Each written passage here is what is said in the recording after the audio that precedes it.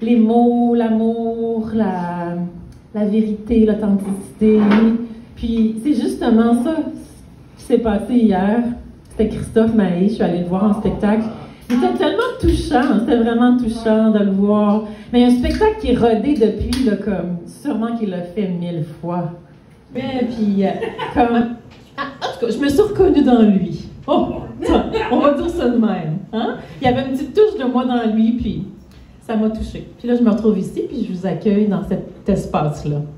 Espace d'ouverture, d'expression, de créativité, puis c'est ça qui est arrivé.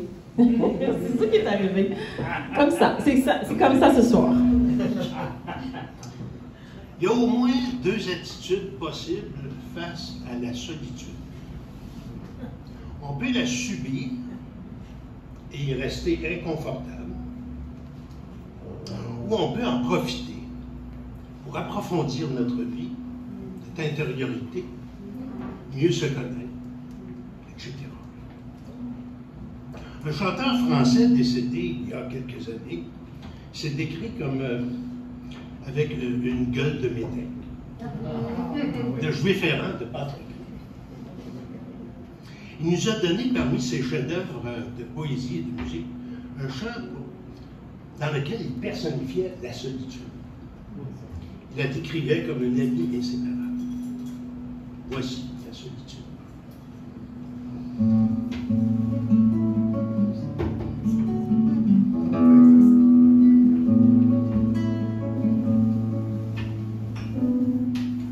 Pour avoir si souvent dormi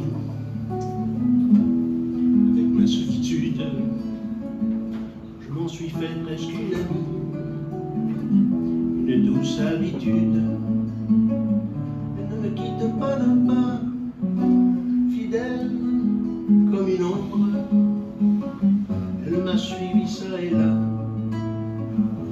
aux quatre coins du monde. Non, je ne suis jamais seul, avec ma solitude.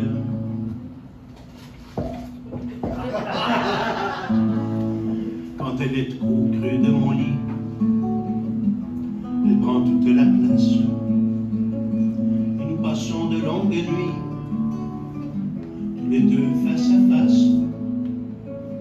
Je ne sais vraiment pas jusqu'où ira cette bombe. Faudra-t-il que j'y prenne goût, que je réagisse? Non, je ne suis jamais seul, avec la solitude. Par elle, j'ai autant appris, j'ai versé de larmes. Si parfois je la répudie, jamais elle n'aurait des armes. Et si je préfère l'amour d'une autre courtisane, elle sera à mon dernier jour, ma dernière compagne. Non, je ne suis jamais seul, avec la solitude. Non, je ne suis jamais seul, avec la solitude.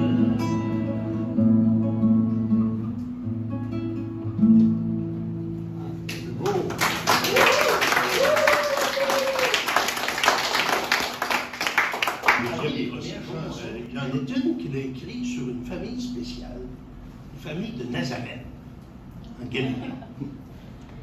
Une famille dont on parle encore aujourd'hui, même après 2000 ans. Aussi, Joseph. Ça n'allait-tu en Égypte encore? Pardon? Ça n'allait-tu en Égypte après? Oui, c'est ça. Il y a eu une fuite en Égypte et bon, c'est adapté un petit peu.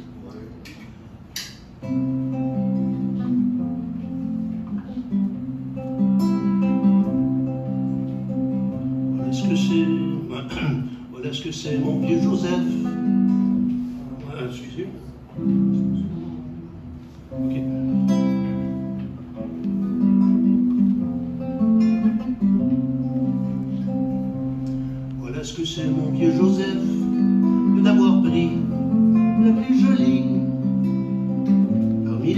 de Galilée, celle qu'on appelait Marie.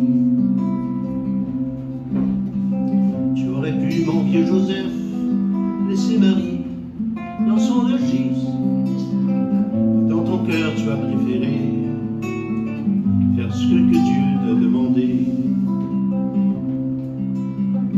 Tu aurais pu, mon vieux Joseph, rester chez toi, tailler ton bois, plutôt que d'aller t'exiler et te cacher avec Marie.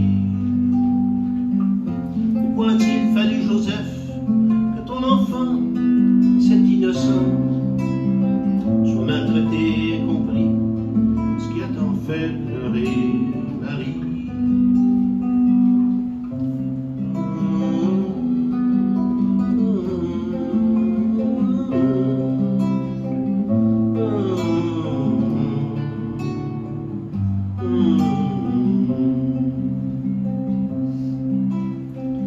Parfois je pense à toi, Joseph, mon pauvre ami, lorsque l'on rit, toi qui n'avais demandé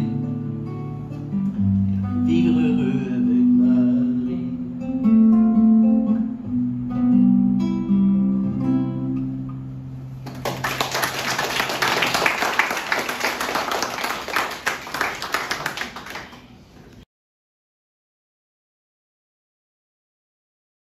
Ce groupe de chants, avec une des rares chansons que j'ai composée en 1976, hein, ça ne me rajeunit pas, à l'âge de 17 ans.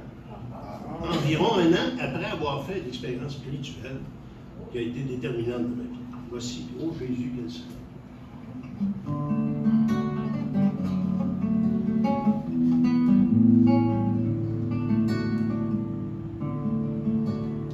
Ô Jésus, quel soleil il fait aujourd'hui, puisses tu me rendes pareil, ces rayons si vermeils, puisses tu me rendes pareil, ces rayons si vermeils. Ô Jésus, quel beau jour débute en toi, montre-moi ton amour, que je le répande autour de moi. Montre-moi ton amour, que je le répande autour de moi. La la la la la la la la la la la la.